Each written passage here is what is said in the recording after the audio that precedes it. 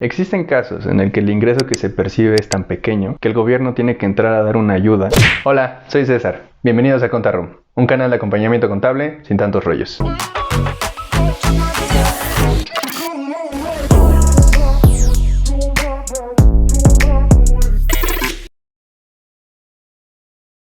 Hoy vamos a hablar de los asalariados, cómo se le calculan sus impuestos y cuáles son algunas de las obligaciones que deben de cumplir para que no tengan problemas con el SAT. La mayoría de las personas, al ver su nómina, hacen coraje al ver este concepto que se llama ISR, restando dinero de lo que se supone les corresponde.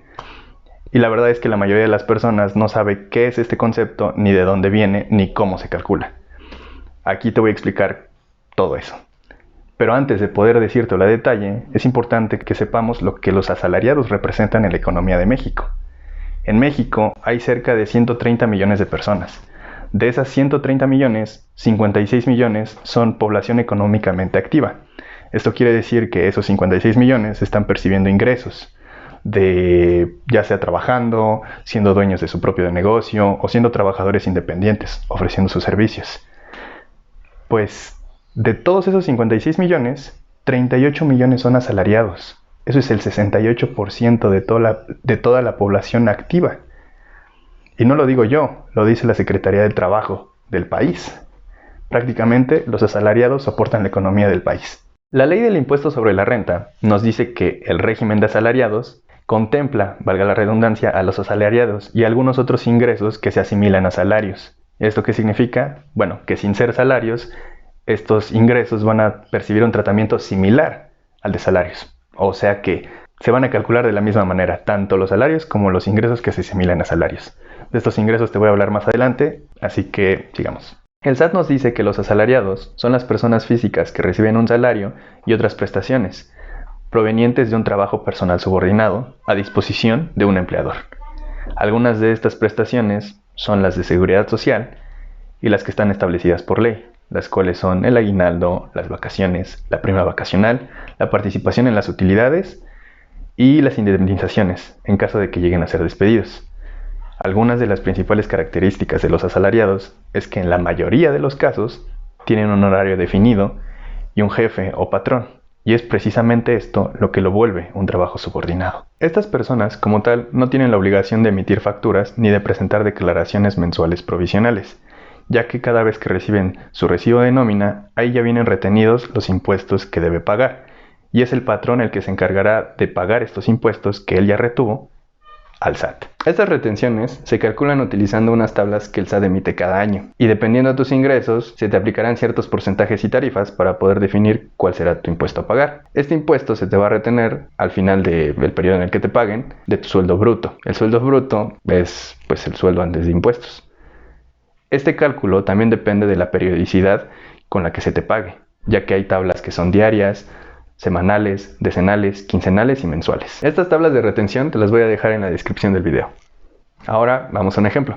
Para este ejemplo vamos a tomar en cuenta un sueldo quincenal bruto de 5,000 pesos. Lo primero que tenemos que hacer es ubicar las tablas que vamos a necesitar. Y como van a ser quincenales, pues vamos a ubicar la tabla de retenciones quincenal. Una vez que ya tenemos esto, y nuestro sueldo bruto, que es de 5,000 pesos, vamos a tener que localizarlo dentro del límite inferior y superior de la tabla que vamos a utilizar, dependiendo del rango donde se encuentre. Una vez que ya ubicamos qué límite le corresponde, vamos a restarle ese límite a nuestros 5,000 pesos. El resultado que nos dé lo vamos a multiplicar por el porcentaje que aparezca en la misma fila de donde sacamos ese límite inferior. Al resultado le vamos a sumar la cuota fija, que va a aparecer en la misma fila donde sacamos tanto el límite inferior como el porcentaje que usamos anteriormente. Ese resultado va a ser el ISR a retener. Este lo vas a poder visualizar en tu recibo de nómina. Cabe destacar que esta retención es exclusivamente de ISR y no es la única que te pueden hacer en tu recibo de nómina, ya que también están las de seguridad social, las de Infonavit, y si el lugar donde trabajas te ofrece alguna otra prestación, te puede realizar alguna otra retención. Existen casos en el que el ingreso que se percibe es tan pequeño que el gobierno tiene que entrar a dar una ayuda al trabajador, el cual es el subsidio al empleo. Pero vamos a hacer un ejemplo de este. Supongamos que Ahora va a ser un ingreso de 1,800 pesos, igual, quincenal. Es muy poco. Se va a localizar otra vez el ingreso dentro de las tablas de retenciones quincenales y se va a hacer el mismo procedimiento que antes. El límite inferior, el porcentaje, la cuota fija y te va a dar el resultado. A ese resultado tú le vas a restar el subsidio del empleo. ¿Pero dónde lo encuentras? Bueno, en las tablas igual de retenciones hay un apartado donde están las tablas de subsidio. Esas tablas de subsidio te da un rango de ingresos que de 0 hasta cierta cantidad te toca subsidio al empleo. Entonces tú vas a ubicar tu ingreso de 1,800 dentro de esas tablas. Si lo encuentras dentro de esas tablas, vas a aplicarle el subsidio que te aparezca. En este caso, se lo aplicamos y te va a dar un resultado ya negativo, porque se lo vas a restar al ISR que te resultó primero. El resultado que te va a dar va a ser de 86.22 pesos, pero negativos. Esos 86.22, en vez de retenértelos como tal en tu nómina, te los van a pagar extras de tus 1,800 que de por sí te daban.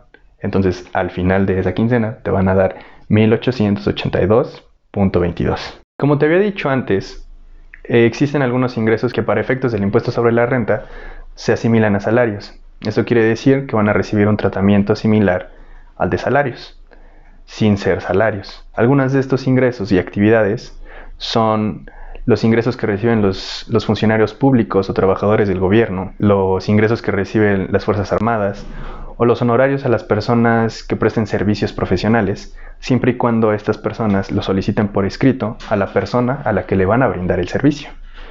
Otros de estos también son los vendedores por comisiones o comerciantes en general, ya que ellos ganan un porcentaje de lo que vendan. En cuanto a la declaración anual, existen dos alternativas.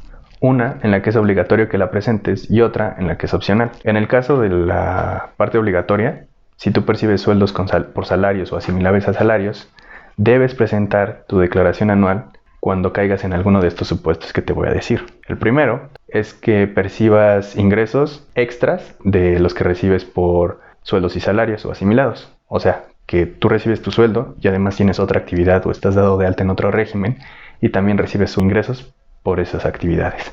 Eso significaría que tendrías dos ingresos. Entonces, en ese caso, sí debes presentar declaración anual. Otro motivo por el que debes presentar declaración anual es porque tus ingresos que recibas como asalariado superan los 400,000 pesos en un año.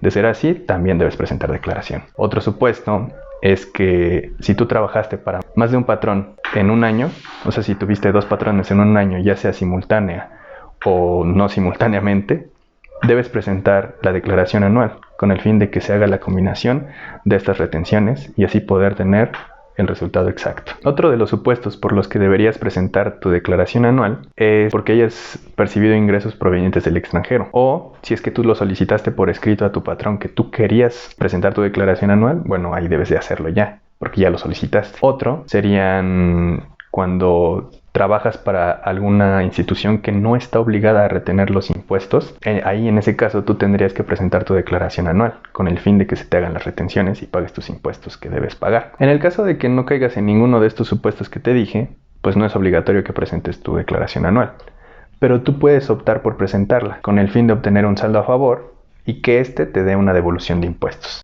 Y bueno, en general, esta es la estructura de cómo se calculan las retenciones a los ingresos de los salarios. Pero esta puede llegar a variar de acuerdo a las percepciones que obtenga la persona, ya que en un mes o en una quincena en general, no solamente a veces recibe su sueldo. Puede que haya tenido horas extra, haya trabajado en un día festivo, o lo hayan despedido y le dieron su indemnización o su liquidación, o él haya renunciado y él pidió su finiquito, o cuando es diciembre y le dieron su aguinaldo. Justamente estos ingresos extras del salario tienen un tratamiento diferente, pero en general obedecen esta estructura.